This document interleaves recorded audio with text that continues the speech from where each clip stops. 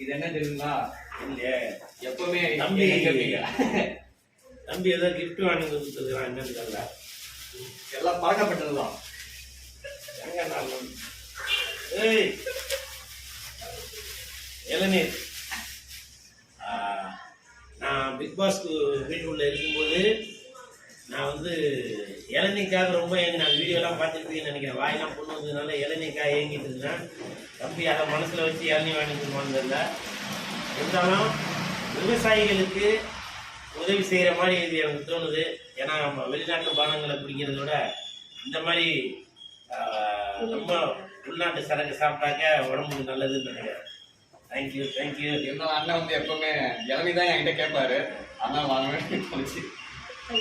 Thank you.